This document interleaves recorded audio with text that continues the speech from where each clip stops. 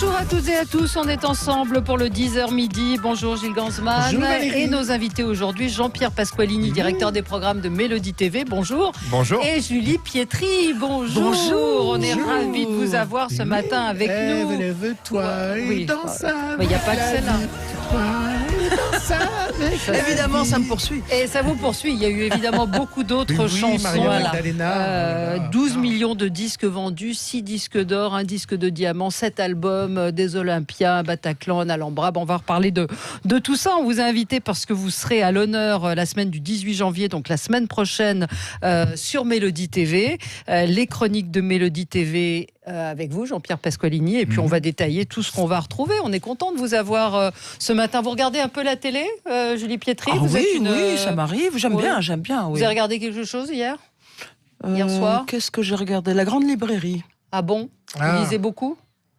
Non, j'aime bien. Non, mais de temps en temps, j'ai envie d'acheter. Voilà, j'avais acheté Les choses humaines de Karine Thuil parce que j'avais écouté La Grande Librairie, qu'elle m'avait plu. Oui.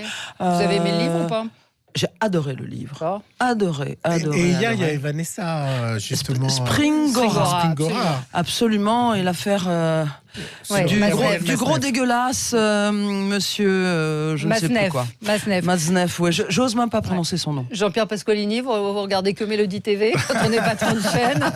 Quand on est patron de chaîne, on regarde que sa chaîne. C'est ça où on a le droit de dire que ça? On a du mal à regarder les variétés ailleurs parce qu'il n'y en a plus beaucoup. Quoi. Oui, c'est vrai, il n'y a plus Patrick Sébastien. Enfin, les autres chaînes ont un peu, on va dire, dégraissé. Et alors, du coup, ça vous fait des auditeurs, des téléspectateurs en plus? Il faut croire que Mélodie est devenue un peu la chaîne de référence pour le patrimoine de la chanson. Peut-être resituer un petit peu Mélodie TV, qui est une chaîne qui repasse des émissions de variété, des concerts, des documentaires, et qui a 12 émissions maison. Julie va en faire une qui s'appelle Micro Miroir, qui est une émission, on va demander aux gens dans la rue s'ils reconnaissent une photo vintage, et après l'artiste, donc Julie, réagit et c'est très drôle parce que les gens dans la rue, ils connaissent les chansons, ils les chantent, mais ils ne savent pas toujours le nom du chanteur. Donc c'est une émission qui s'appelle Micro Miroir chez nous. C'est partie de nos créations. Mélodie, c'est aussi des créations. Alors hier soir à la télévision, il y avait New Amsterdam sur TF1 qui est arrivé en tête, série médicale, 3 622 000 téléspectateurs, 16% de part de marché. Alors c'est 150 000 de moins que la semaine dernière, mais ça marche plutôt pas mal. Vous aimez bien ce type de série, Julie Pietri? J'ai beaucoup aimé à une époque où ma fille était petite, on regardait beaucoup Grey's Anatomy. Urgence. Parce qu'il y avait Georges. Georges Clooney, s'il vous plaît. Deuxième position, c'est France 2 avec la série française Fête des Gosses, 2 885 000 téléspectateurs, 12% de part de marché, 12,7, c'est pas mal, mais c'est quand même 400 000 de moins que la semaine dernière. Et puis en troisième position, M6 avec 2 024 000 téléspectateurs pour Maison à vendre. Et puis à signaler que TMC, qui diffusait le spectacle de Franck Dubosc en direct, est arrivé 6e chaîne avec le spectacle donc, de Franck Dubosc. 1 032 000 téléspectateurs. Ça veut dire que la variété à la télévision, la semaine dernière, il y avait Laurent Gérard qui avait fait un petit peu plus. Ça fonctionne plutôt bien. Oui, ça dépend. Les documentaires, moi j'en fais assez souvent sur d'autres chaînes que Mélodie, sur la chanson, et c'est vrai que quand on arrive à 2 millions, on est content. Mais quand on voit que les séries, c'est régulièrement 4 millions, dans les années 60-70, il n'y avait pas cet écart. Hein. Une série, il n'y avait pas le divertissement. Mais il n'y avait pas le même nombre de chaînes non plus. Mais vous diriez comme Jacques Louvain, comme Gérard Louvain, qu'il n'y a plus vraiment d'artistes comme il y en avait qui font des longues carrières, qu'aujourd'hui c'est des artistes. On les prend pas, les artistes qui ont fait des longues carrières. Oui, c'est comme c'est ça. Le problème. C'est que c'est toujours les mêmes dans les rares émissions de variété. Il y a quand même un peu les mêmes, même si on les adore. Attention. Hein. Mais ce que nous disait, je ne sais plus quel artiste on a reçu, on leur demande non pas de chanter leurs chansons, mais de faire des reprises. Julie Zenati nous disait ça. En fait, on leur demande de faire des reprises de chansons ou de leurs anciens titres. Ils n'arrivent plus à chanter leurs ça fait des années que c'est vrai que les artistes ne peuvent plus chanter leur dernier titre. Ils chantent que leurs tubes. Ils chantent surtout ce qu'ils ont fait avant, parce qu'on aime bien en France mettre les gens dans des petites cases. C'est vrai que, par exemple, j'ai été une égérie des années 80, c'est formidable, j'en suis hyper ravie, mais peut-être que j'ai envie de faire autre chose.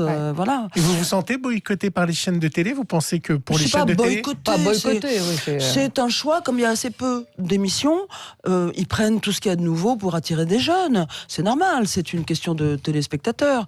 Et c'est pour ça que je suis contente qu'il y ait des télés comme Télémélodie, parce qu'au moins, on voit qu'il y a du fond. Ouais. Moi, je sais pas, ça fait 40 ans que je fais ce métier. Je vais fêter mes 40 ans au Théâtre de la Tour Eiffel le 8 mars, la journée de la femme, quand même. Ève. Bah oui, mesdames, venez nombreuses. Et voilà, je pense quand même qu'il y a une ignorance de la part des programmateurs de ce qu'est une longue carrière.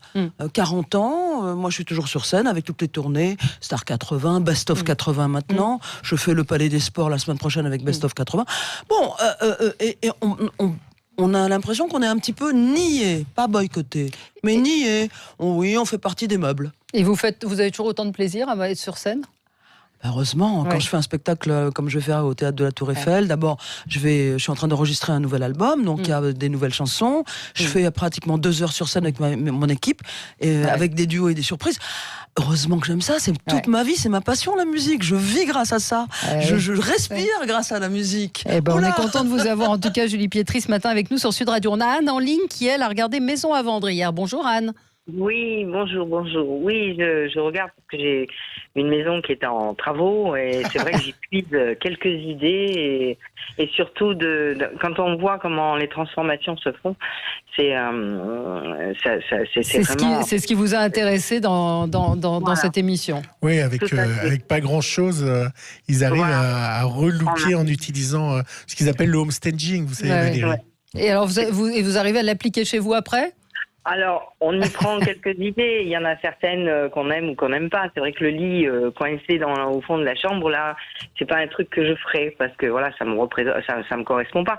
Mais après, il y a plein d'idées les couleurs, les nouveaux éclairages, les aménagements des pièces. Elle va mettre de la peinture ciment sur sa cuisine en bois. Voilà. Pour l'instant, j'ai rien. J'ai même pas le sol qui est fait encore. Donc je peux y puiser plein d'idées avant de réaliser ça.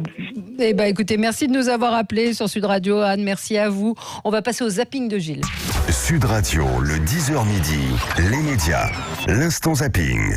Alors Valérie, c'est le débat du moment avec évidemment Macron qui un peu découvre Monsieur Macron. Ah oui, je sais que vous aimez bien. Non, le président de la République. C'est le président de la République, vous avez raison. Emmanuel Macron, mais vous avez raison. Ouais. Qui découvre donc les violences policières. Hier, Jean-Luc Mélenchon était l'invité de Ruth El-Krief. Monsieur Jean-Luc Mélenchon était hier l'invité de Ruth El-Krief sur BFM. Il est revenu sur le sujet. Je pense qu'il y a maintenant un grand problème parce que nous avons au moins un syndicat qui menace les juges, assiège un parti politique et tient des propos quasi séditieux à l'égard du ministre de l'Intérieur, c'est un syndicat de police, ça va trop loin. On ne peut pas accepter ça, enfin. Vous le comprenez, ça ? Syndicat Alliance qui... Oui, mais vous le comprenez ou pas ? Oui, ça va trop loin. Vous vous rendez compte qu'on en vient à dire c'est un comportement normal de tirer à bout portant. Sur les réseaux sociaux, elle aussi, elle est tirée à bout portant sur elle, c'est Ségolène Royal. Hier, c'est à vous, il recevait Sylvain Tronchet de la cellule investigation de Radio France qui a dénoncé à plusieurs reprises le comportement de Ségolène Royal. Si on parle des voyages, par exemple, Ségolène Royal ne s'est jamais rendue en Antarctique. Elle avait refusé des rendez-vous diplomatiques ce jour-là, de haut niveau, en Finlande, pour préférer aller faire du chien de traîneau devant les objectifs de Paris. Ce moment un peu hors du temps, Valérie, je ne sais pas si vous l'avez vu et ce que vous en pensez, de Pascal Praud dans l'heure des pros sur CNews, où à sa manière, il a parlé d'Adama Cissé. Alors vous savez, c'est cet éboueur photographié en train de dormir durant sa pause à son insu. Je ne suis pas sûr que ça soit d'un très très bon goût. Est-ce que vous voulez être solidaire de Monsieur Cissé ? Mais non, parce que je connais pas toute la... Eh bien, je vous propose que chacun de nous sur ce plateau ferme les yeux pendant 20 secondes. Et nous allons faire une petite sieste de quelques secondes en solidarité. Je la fais pas parce que je suis pour une fois d'accord avec Gérard. Je suis d'accord avec Gérard. Moi aussi, c'est pareil. C'est-à-dire... Vous êtes solidaire ou pas ? Moi, je vais apporter... Bon, vous la faites. Qui, vous la faites ou pas ? Non, moi, j'ai pas tous les éléments. Bon, vous la faites ? Donc 3, vous la faites pas ? Vous la... Bon. Michel Onfray était hier chez André Berkoff sur Sud Radio, mais aussi dans C'est à vous sur France 5. L'auteur, qui a vécu 4 ans dans un orphelinat où sévissaient des prêtres pédophiles, s'est confié là-dessus sur France 5. Oui, moi j'ai été dans la terreur, j'ai pas été abusé, mais tripoté. C'est-à-dire qu'on avait des cours de travail manuel, et puis je n'étais pas très doué avec la scie, et on pouvait casser des petites lames, et on avait le prêtre qui nous enveloppait pour nous faire voir comment il fallait faire le mouvement. Et vous vous étiez plaint de ces... Non, parce que... Donc il y avait une tolérance alors? Non, c'est pas exactement la même chose. Entre le prêtre qui vous tient la main pour vous faire voir quel est le bon geste, qui est derrière vous et qui vous enveloppe parce qu'il vous explique, etc. Et puis un tripotage. On en connaissait 2 ou 3. Il y avait quand même une marge. C'est officiel, c'est Tom Leb qui sera notre représentant à l'Eurovision. C'est évidemment une information que j'ai sélectionnée pour vous deux. Évidemment, Leb, tiens, ça nous dit quelque chose. C'est évidemment le fils de Michel Leb. Et du coup, dans Touche pas à mon poste, avec Cyril Hanouna, ils se sont demandé si c'était pas plus facile qu'on en était un fils d'eux. Bah oui, évidemment, parce qu'ils ont la connexion, ils ont la facilité de pouvoir rencontrer les gens à ce moment-là. Après, moi, on m'a souvent posé la question quand j'ai commencé, est-ce que t'es pistonné? Je peux pas dire non. Évidemment, j'avais la chance de connaître Michel Drucker. Donc ma mère a appelé Michel Drucker en disant voilà, Benjamin, il a pas de boulot. Est-ce que t'as pas un petit truc pour lui? C'est comme ça que ça s'est fait. J'y allais pour faire un stage. J'y allais comme stagiaire pour amener des cafés. Après, il m'a fait faire des essais, il a cru en moi, etc. Moi, ça me dérange pas tellement qu'il y ait un piston. Dans tous les métiers, si vous êtes fils de charcutier, si vous avez du talent, ça me pose pas de problème. Alors, oui. Je suis pas sûre que ça ouvre les portes. Moi, au contraire, ça peut enfermer. Les gens peuvent être très agacés que vous soyez le fils ou la fille d'eux. Je sais pas. C'est plus facile, c'est ce que disait Benjamin Castaldi. C'est-à-dire que vous avez des connexions, par exemple. Peut-être. Les connexions, après, il faut faire ses preuves. Ça ouvre la porte. Surtout dans la chanson. On vous en demande plus. On vous demande plus, en effet, plus de talent qu'un autre. Oui, je pense. Quand on est le fils de Johnny Hallyday, David Hallyday, ça n'a pas toujours été facile pour lui, parce qu'on lui a demandé beaucoup d'être à la hauteur de son père, de vendre autant de disques que son père. Donc c'est compliqué d'être fils de Tom Leb, a déjà été depuis des années avec Kevin Levy, un humoriste qu'on a beaucoup vu en duo. Donc là, c'est vrai que c'est un super chanteur, il a une super voix. Moi, j'écoute ses chansons depuis longtemps en anglais. Pour l'instant, la chanson n'est pas choisie. Il faut savoir quand même qu'on a choisi le chanteur avant la chanson. Avant la chanson, ce qui est un peu paradoxal, effectivement. Pour l'Eurovision, oui. C'est un concours de chansons à la base. C'est l'Eurovision de la chanson, c'est pas l'Eurovision des chanteurs. Vous avez jamais pensé vous y présenter, Julie Pietri Si, ça a été à un moment donné sur les rails, je sais pas, mais la chanson que j'avais choisie, moi, c'était une chanson un peu rentre dedans, ça s'appelait Pretoria, et c'était à l'époque quelque chose d'un peu difficile, donc ça avait pas été retenu. Et voilà, je parlais d'Afrique du Sud et de tout ce qui se passait avec l'apartheid. Oui, donc c'était peut-être, c'est un sujet peut-être mais ça vous aurait plu de représenter la France à l'Eurovision? Oui, je pense. Moi, c'est un honneur de représenter la France pour tout. Vous avez commencé comment dans la chanson? Comment vous êtes vous vouliez faire ça quand vous étiez petite? Vous vous êtes dit je serai chanteuse? Alors, j'avais très envie de chanter, je chantais beaucoup, j'étais dans les chorales, etc. Et à 14 ans, je savais qu'il y avait quelque chose qui m'attrapait là-dessus. Mon frère m'a présenté des copains qui faisaient dans leur cave quelques essais, un copain guitariste, un copain clavier, le frère de Catherine Lérac qui était à la batterie, mais après je sais pas s'il a continué. Et on faisait les maisons des jeunes et de la culture déjà. Moi je faisais du Véronique Sanson, Janis Joplin, etc. Joe Cocker, on s'amusait beaucoup. C'était pas terrible, mais bon, j'ai quand même fait un petit 45 tours grâce à notre clavier, Monsieur Rosfelder. Dans la maison de disques de Presley, RCA quand même. Je l'ai jamais défendu, moi j'étais au lycée. Mes parents n'étaient pas au courant que j'avais enregistré ce disque. Elle vous dit tout sur Mélodie là-dessus. Mes parents, qui sont des Corses pieds noirs, ça fait double peine, savaient absolument pas que je voulais faire ça. Moi, c'était mon père me disait tu passes ton bac, sinon je te coupe les vivres. Après, tu fais des études, donc vous l'avez sinon fait je te coupe. Alors j'ai fait tout ça en cachette. Et puis ensuite, je m'y suis remise à la dernière année d'orthophonie quand j'étais à la fac.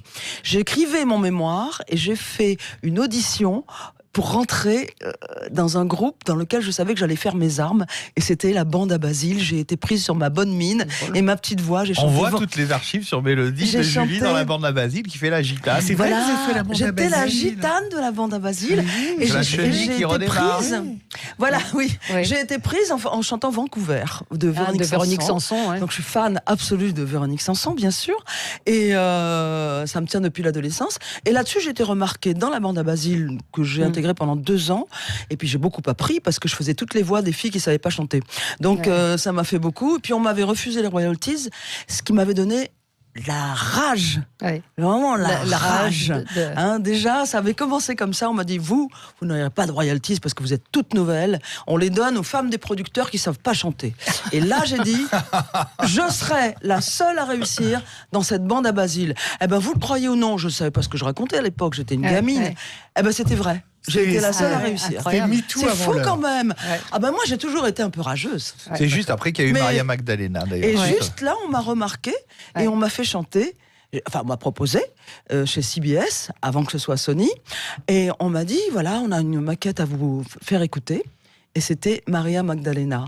J'ai dit écoutez, je sais pas si c'est ça que je veux faire dans ma carrière, si j'en ai une, parce que je savais rien à l'époque, mais je veux bien l'essayer parce que ça reste dans ma tête. Et les premiers... Et voilà. Et les premières télés, c'était Midi Première avec Daniel Gilbert, parce qu'on parle de télé chez vous. C'était la grande époque des pauses déjeuner avec Daniel Gilbert. Où il y avait de la variété. Voilà, et c'est vrai que Julie, avec ses 40 ans de carrière, elle a tout vécu, tout traversé, les Olympias avec Sacha Distel, on se rend pas compte, mais... Et c'est ce qu'on va voir sur Mélodie, donc Julie Pietri sera à l'honneur sur Mélodie TV la semaine prochaine. À l'époque de la bande à Basile, à l'époque de Maria Magdalena. Ça sera en couleur Bien sûr, c'est pas l'époque de Jean Noin. Méchant, Gilles. Non, on voit Julie dans les années 70, parce qu'elle est arrivée avec la bande à Basile dans ces années 70. Elle a continué dans les années 80. Elle a explosé en 86-87 avec sa chrysalide. Le papillon est devenu magnifique avec Ève Lève-toi. Et puis on va voir ses concerts aussi, parce qu'elle a fait de magnifiques dates. Elle a même eu Patricia Cass en levée de torchon, comme on disait à l'Olympia. C'est moi qui l'avais choisi. Dans toute votre carrière, quel artiste vous a vraiment marqué de cette époque-là? Vous étiez toutes sortes d'artistes pour leur professionnalisme, leur goût. Bon, le premier, ça a été, c'est vrai, Sacha Distel. Mais avant, dans la bande à Basile, j'avais rencontré Monsieur Adamo, parce qu'on a fait aussi sa première partie. Après, donc Sacha Distel à l'Olympia aussi, parce qu'il m'a donné ma première chance de monter sur scène avec mon premier album éponyme, Julie, puisque je suis passée de Julie à Julie Pietri ensuite, avec l'album de Ève Lève-toi. Les gens croient que j'ai commencé avec Ève Lève-toi. Non, avant, j'étais la petite Julie, comme on disait à l'époque. Et j'ai voulu rattraper le truc en prenant mon vrai nom de famille, qui est Pietri. Il y en a qui ont du mal avec ce nom, qui disent Pétri, comment vous vous appelez Ça, c'est ce qu'on voit dans Micro-Miroir, c'est des gens dans la rue qui ne savent pas dire Pietri. C'est très drôle. Ils savent pas prononcer Pietri. Mais bon, c'est bizarre. Et donc, j'ai connu plein de monde. J'ai été très frappée par Daniel Balavoine, que j'ai beaucoup rencontré. Et d'ailleurs... quelque temps après sa mort, quand j'ai fait mon Olympia pendant une semaine en 87, je lui ai rendu hommage sur scène en chantant La vie ne m'apprend rien. Mais bien avant que Liane Folly le reprenne dans les années 90, c'était en 87, et je l'ai repris sur scène en lâchant des colombes dans la salle. C'était un moment où j'avais très envie de pleurer, mais je crois que la salle aussi. Certainement. Donc, Télémélodie, la semaine prochaine, vous allez rediffuser d'ailleurs le concert du Bataclan, qui sera pour la première fois à la télé, absolument en jazz, qui est très différent de ce qu'on peut entendre. C'est une autre facette de votre talent. Je me suis permis plein de choses dans ma vie, et surtout de me faire plaisir. Moi, j'ai pas de plan de carrière. Si j'ai envie de reprendre des morceaux de façon jazzy et de les faire sur une belle scène comme celle de l'Alhambra, je le fais, puis je le filme. C'est extraordinaire.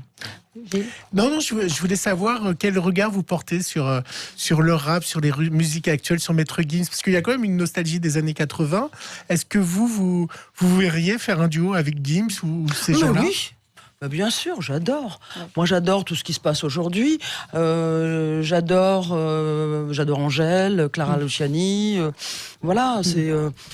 Mais il fait pas que du rap, Monsieur Gims, il fait de la chanson. C'est comme Big Flo et Oli, c'est ce qu'on appelle du rap variété. À une époque, il y avait du jazz variété. La variété, c'est ça qui est génial, c'est le creuset, c'est un melting pot, c'est là où tout se rejoint. On met un peu de pop. Julie, elle a toujours été très habile pour mélanger un peu de jazz, un peu de pop. Mais Angèle, c'est aussi de la variété urbaine. Mais tout le monde le chante sous la douche. On chantait Ève Lève-toi sous la douche, on chante Tout oublié de Angèle sous la douche. Rémi nous dit j'adore Julie, j'écoute régulièrement, et Miss Lout nous dit l'Eurovision c'est un arrangement entre avis. Je ne sais pas, on verra. On pourra faire un débat là-dessus. Merci à tous les deux d'être venus. Jean-Pierre Pasqualini, directeur des programmes de Mélodie TV. Je rappelle que c'est la seule chaîne où on peut entendre de la variété française depuis 50 ans. Et Julie Pietri qui sera donc à l'honneur la semaine prochaine avec beaucoup d'émissions et puis le concert du Bataclan. Merci à vous d'être venus. Puis je rappelle que vous serez le 8 mars au théâtre de la Tour Eiffel pour fêter vos 40 ans de carrière.